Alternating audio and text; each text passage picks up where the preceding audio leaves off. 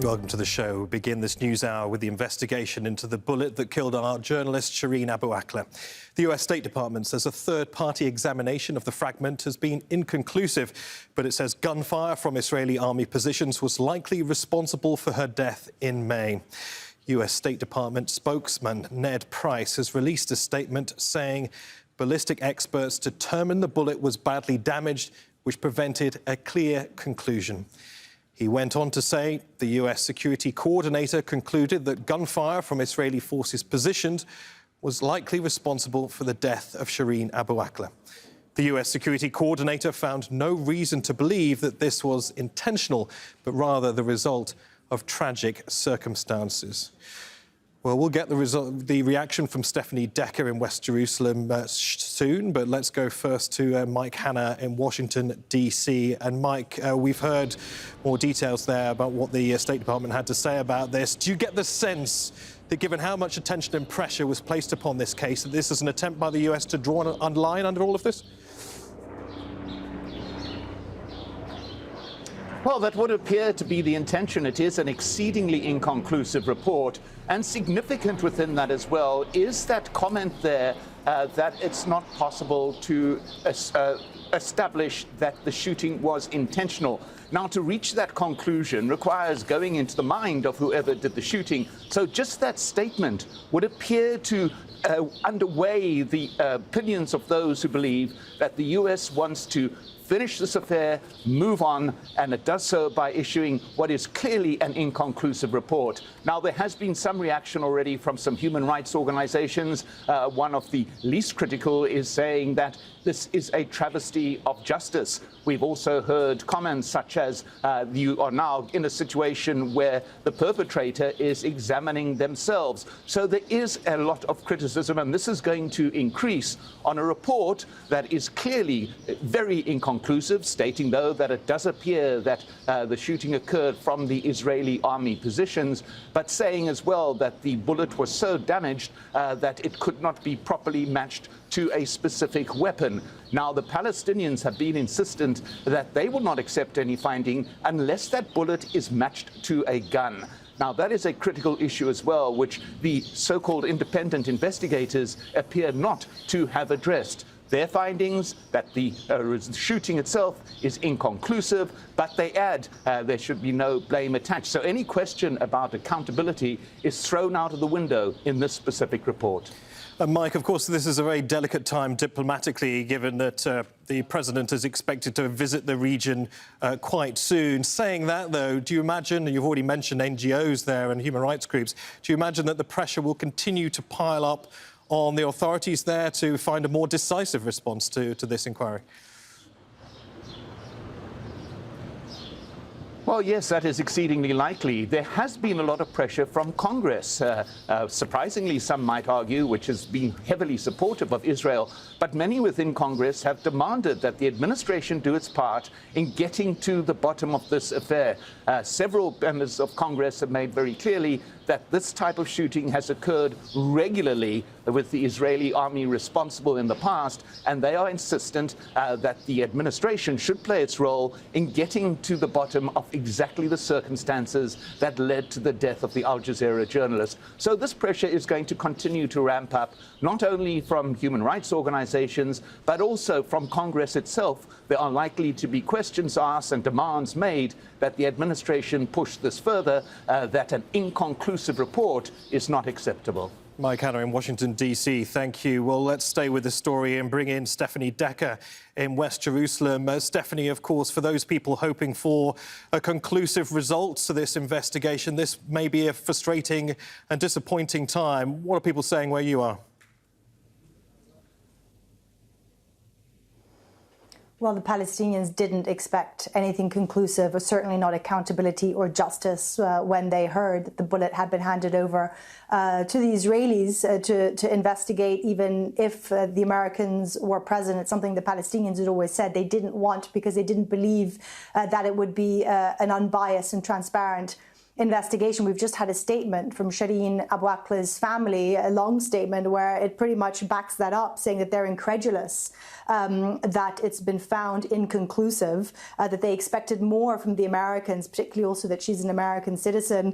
It also mentions accusing the US of giving billions of dollars of military aid to Israel as it perpetuates its occupation and killing of Palestinians, and that it's going to continue to call for an independent investigation and justice for Shireen Abu Akleh. We've had responses now coming in from multiple Palestinian officials saying pretty much the same thing, that Israel should be held to account. Of course, there's no doubt on behalf of the Palestinian leadership or any Palestinian you speak to on the street. And indeed, I think we need to remind our viewers, you know, all of Shireen's colleagues on the ground on May 11th who witnessed what happened say there's no doubt that the Israeli army shot her and killed her, and also multiple international media investigations that broke it down forensically, analyzed by military experts when it came to location of fire, when it came to the location on the ground, when it came to the ballistic sounds, all of them concluding that Israel was responsible for her death. We've had reaction from the Israeli Defense Minister, Benny Gantz. He's saying that Israel always strives to find the truth, and that unfortunately, in his words, this time it wasn't possible, but laying the blame at Palestinian gunmen who were firing in the area at the time. Of course, this video has been analyzed extensively. At the time, it didn't sound like there was an exchange of fire, only fire coming from one specific direction. So when it comes to the Palestinians, this is not a surprise. This is as expected. And I think, as you were talking about there with Mike Hanna, also interestingly, the Americans pretty much, I think, trying to pour cold water on this ahead of President Joe Biden's visit at the end of next week. The Americans had been pressurizing the Palestinians to hand over the bullet, something the Palestinians didn't want to do because they wanted to put this to bed ahead of that visit. Very, very briefly, Steph, I wonder what this, in your eyes, means in terms of trust between Palestinians and the United States. Of course, the bullet was handed over on trust that there would be a thorough inquiry and one that would give us a fuller understanding of what had happened. What does this do in terms of that relationship? Well, it is already a relationship that's, let's say, very broken, particularly since the Trump administration. And the Palestinians at this point feel that this administration, even though in words it's been more supportive and it's taken certain steps, but it really hasn't taken the bigger steps to mend what the Trump administration ruined. So there is very little trust as well. You're now pointing out a very important point. The Palestinians had, consecutively said, we do not want Israel part of this investigation. In the end, this was the Israelis investigating the bullet forensically with the presence of the Americans, some things that they didn't want. One Palestinian official already recently saying it was a mistake to hand over the bullet. What did we expect? So what the Americans have managed to do now is pretty much almost take the responsibility off the Israelis for any accountability, because if the Israelis had said, well, it looks like, yes, one of our soldiers shot Shireen Abu Akleh, it was a mistake, there would be calls for a trial, for justice, for accountability. What the Americans seem to have done is to taken that pressure off Israel and said, well, it looks like they did it, but they didn't do it on purpose. So, it's a tragic mistake and let's just all move on. Well, obviously, Shireen's family, her colleagues, her friends, and the Palestinian leadership are going to make sure that doesn't happen. But I think, it's very difficult. If you don't have the weapon to trace it to the bullet, it's going to be very difficult to be able to categorically say who exactly fired that shot. But again, when it comes to the Palestinians, her family, and everyone present at the time, they are under no doubt as to who killed her. Steph Decker in West Jerusalem, thank you. Now, let's take a look at what's happened since Shireen was killed by Israeli forces. At the time of the attack, she was in a camp for Palestinian refugees who were expelled from their land in 1948. Hours after her death, the Israeli government began circulating video on social media suggesting she was likely shot by a Palestinian fighter. It later changed that account, saying it's possible its soldiers may have killed her. Palestinian President Mahmoud Abbas rejected a proposal for a joint investigation with Israel. Instead, he pledged to take the case to the International Criminal Court. There have been protests from Ramallah to East Jerusalem, and Israeli forces attacked her funeral with mourners saying even in death, Shireen managed to show the world the face of Israel's occupation. Since her killing, media outlets, including the Associated Press, CNN, the New York Times and Washington Post, have announced their own investigations, which found Abu Akleh was likely killed by Israeli fire. The Palestinian Authority investigation found Abu Akleh was deliberately killed by Israeli forces. On the same day, Al Jazeera said it would file a case with the International Criminal Court. In June, the Palestinian Foreign Minister took the results of the investigation to the ICC. Riyad Maliki urged prosecutors to bring to justice those responsible for Shireen's killing. Marwan Bashar is in Al Jazeera's senior political analyst. He joins us now from Skype from Paris. Marwan, of course, for those who are hoping for a fuller sense of what happened that fateful day, this will be a moment of frustration and disappointment. Yes, absolutely. Although it was important that under pressure of American media and various international outfits that the Biden administration was forced at least to say that it is likely the shooting, the killing of Shireen Abu Akleh took place from the Israeli military forces. In fact, they are assassination units that are usually sent to the places like Jenin. We know that there's a pattern of that sort of behavior on the part of the Israeli occupation, sending special forces, as they call them, or assassination units. And Shireen was killed by one of those. But I think from the very beginning, and I've said it countless times over the past few weeks, that the Israelis' intention was to get us lost in the details. As soon as the news came out, the tragic news of Shireen's killing, Israel suddenly began to muddy the water about that this could be Palestinian shooters and so on and so forth. But slowly but surely, the evidence was established that this must have come from the Israeli side, that the Israeli assassination units are always on standby to do such a thing. They have done countless such killings over the past few months and years. We also know that there's a pattern, Neve, that started with the killing of Shireen, attacking her house that very afternoon, and then attacking her funeral the next day. So clearly Israel has been quite flagrant, if you will, in its behavior towards the journalist, towards Palestinian, towards a Palestinian American, hoping that it will get away with it, and especially with the impunity provided by the United States. What I find quite remarkable here is that we seem to have been marched all the way to the edge, and we are offered the possibility of joining the dots ourselves rather than US investigators doing that for us. Why do you feel at this particular moment in time the US are not prepared to go the extra mile? Well, clearly, we are only, 10 days, 9 days before President Biden arrives in Israel and Palestine. And clearly, the U.S. administration would want to put this behind it without sounding too critical of either side, the Palestinian or the Israeli, or even though a crime was committed.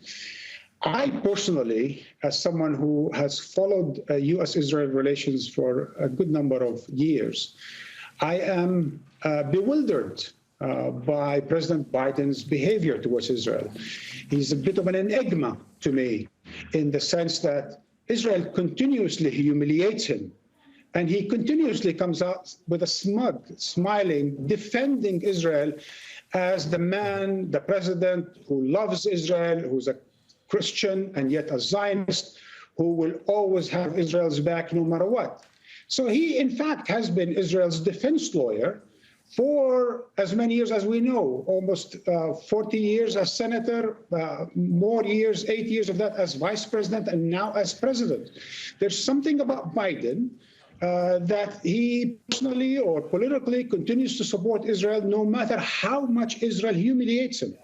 And we know from media reports, credible media reports, that the Biden administration asked Israel not to attack the funeral the day after the assassination of our colleague. And yet the Israelis did that deliberately to tell Biden to butt out of its own, what it calls business, which is the business of the occupation, the business of the humiliation of the Palestinians. Marwan, of course, this, now, the Israelis, Marwan, what underpins all of this, of course, is that the shooting wouldn't have happened at all if there wasn't an occupation. Absolutely, and not just any kind of occupation. It's an occupation that's been going on for over 50 years. But it's also an operation that took place against a refugee camp by the name of Jenin. And you mentioned that, Neve, in the beginning of your report just now. But what do we mean by that? Because for our viewers around the world, it's really good to refresh their memories. This is not just a refugee camp. Because the defense minister of Israel just said that there are terrorists operating from civilian areas. What civilian areas? What terrorists? But this is a refugee camp that's almost 70 years old, since 1953. It's a 70-year-old camp. Half of its population are elderly or children. It's a concentration camp over 1 square kilometers, where over 13,000 people live, and not only in a densely crammed circumstance, most of them hungry, most of them unemployed, but also next door or within the realm of a city of Jenin, that's half of its own population are refugees.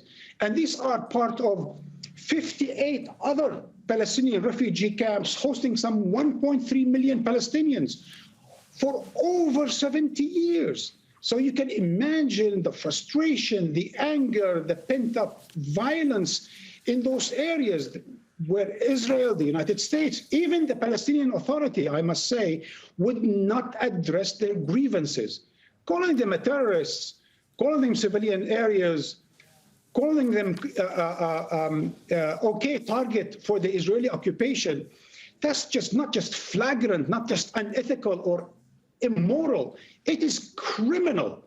And what our colleague Shireen Abu Akleh was doing that day, what she did for 20 plus years, was give voice to those voiceless Palestinians, whether it's against Israeli occupation or against their own authority. But these voiceless Palestinians did not have any voice, and international media outlets are not covering it. It is to the credit of Al Jazeera English that continues to transmit credible reports from the refugee camps, from the streets of the occupied West Bank to the rest of the world. And it is thanks to Al Jazeera and its journalists, its credible journalists, it is forum that Israel and the United States were for the first time obliged, forced, pushed, nudged, and really pressured into looking into this question, because Israel kills innocent Palestinians all the time.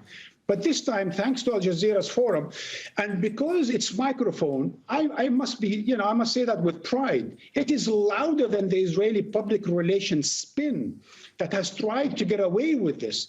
But Al Jazeera journalists are not just any victims. In this case, it had to be an American Palestinian and a credible Palestinian journalist who were doing her job as she did it for over 20 years. They killed her, apparently in a targeted killing by an assassination unit, and yet Israel would muddy the water and the United States would help her doing that, while it happened in a crime scene called a refugee camp under occupation. Marwan Bashara, Al Jazeera's senior political analyst, thank you. OK, well, let's speak to Lina Abu Akleh now, a niece of Shireen Abu Akleh. She's joining me live from Geneva. Thank you so much for your time. Firstly, your response to these findings. Thank you so much for having me. First and foremost, from day one, Israel has been trying to change the narrative, and using the bullet has been one of their many narratives. But at the end of the day, this is not the end. The results that concluded that the bullet cannot be determined if it was from the Israeli side, to us, that's just, it's the investigation. The entire investigation is disappointing, considering the fact that we are not aware of any of the process. There was no transparency. We were not given enough information regarding the investigation, and we had found out about it last minute. So to us, we still continue to call for a transparent and a just investigation.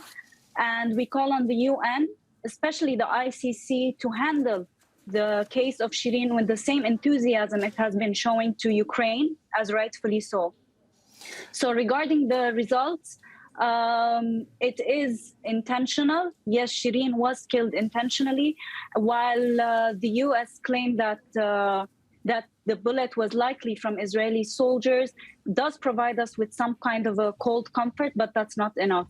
We still call for accountability, we still call for justice, and for the US to actually carry out an independent investigation free from any political pressure, and to provide its citizen, Shireen Abu Akleh, the right investigation that she deserves as a citizen. Now, of course, initially there were claims from the Israeli side that the bullets were fired by Palestinian gunmen, possibly. What this ballistics report does not say in any way that was the case. Does that provide you any degree of comfort, any degree of hope that the focus can continue to be put on the IDF, who were there clearly in abundance in Jenin on that day?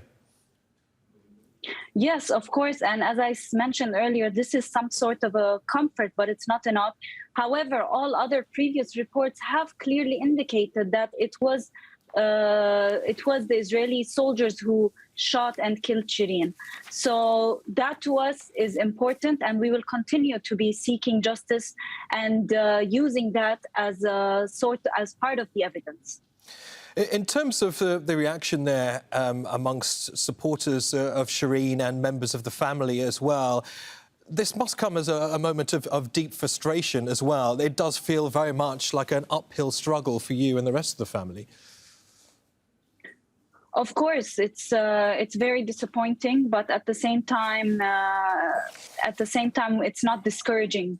We will continue to fight for justice. We will continue to fight for accountability and end to this impunity, because this result that we received today, it just adds on to the impunity that Israel enjoys. But we will not be discouraged, and we will continue on our path for justice and accountability.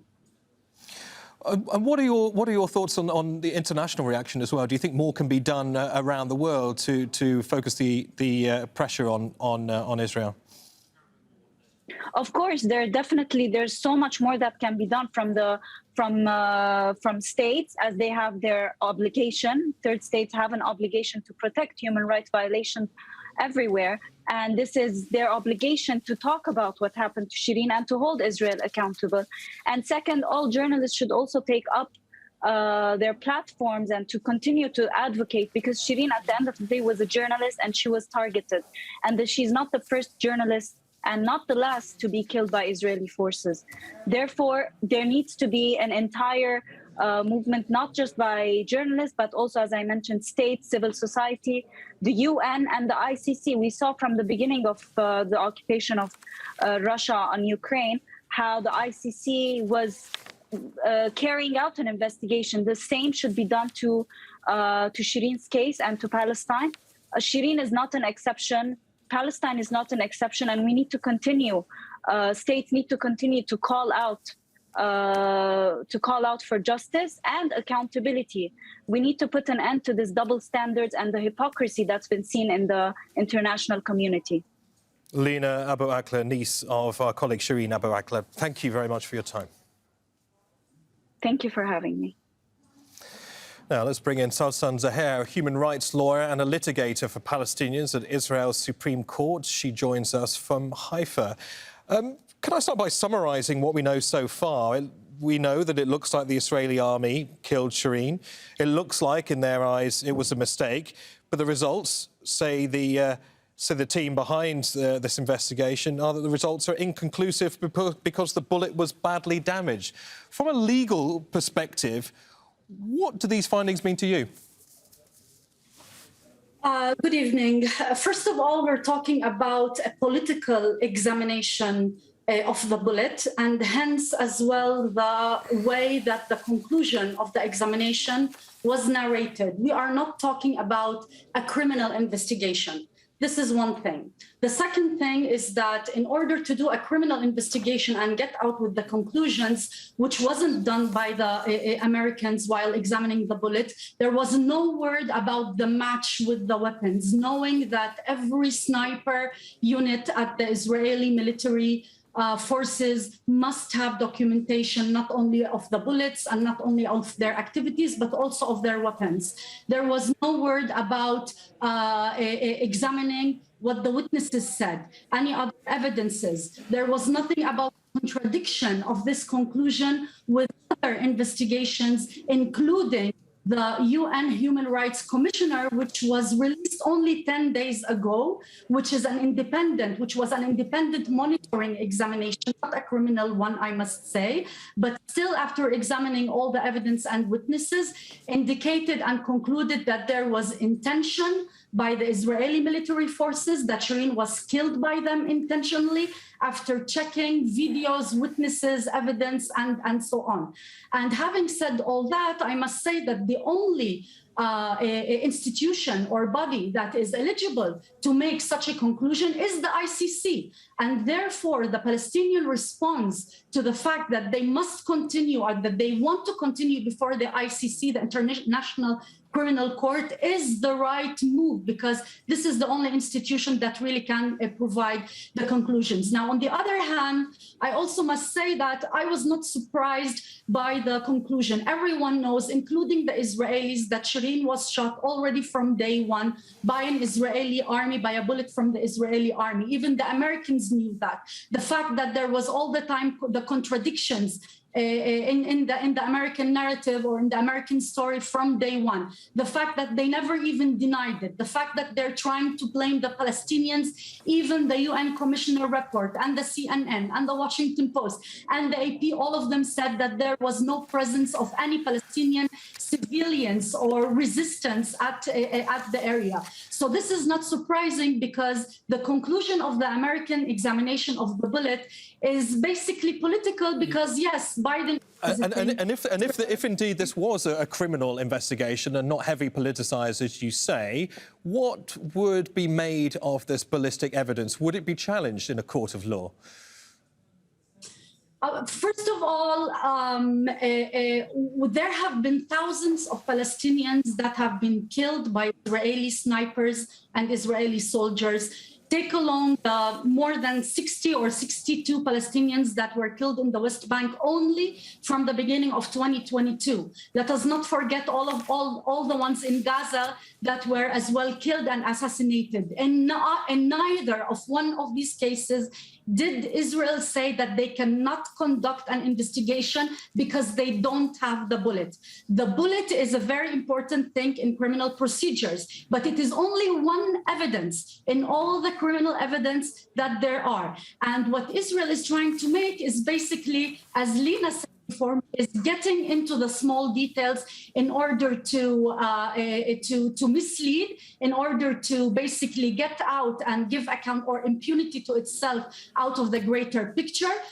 Gantz also, if we look at Gantz, the Israeli Minister of Defense response on the fact that there were Palestinians in the area and that it is inconclusive, also says a lot, which basically is the political motive to provide impunity to any act of war crime conducted by the Israeli military, whether against Shireen Abu Akleh or against the thousands of Palestinians. And the US, which is also not surprising, the US has been backing up the lack of accountability to the Israelis, not just from Trump era, but also from before. If I can remind you, since even Kastled, the Goldstone report, the UN inquiries on the wars on Gaza in 2008, 2012, 2014, right, and even a public prosecutor's decision to open investigation on Israeli war crime, USA